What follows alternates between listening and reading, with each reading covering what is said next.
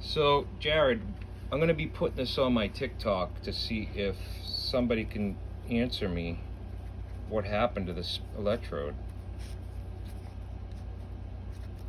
This is another one that's misfiring.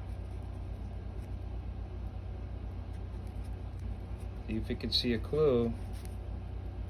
It's right there in front of you. And it's not the Geico guy.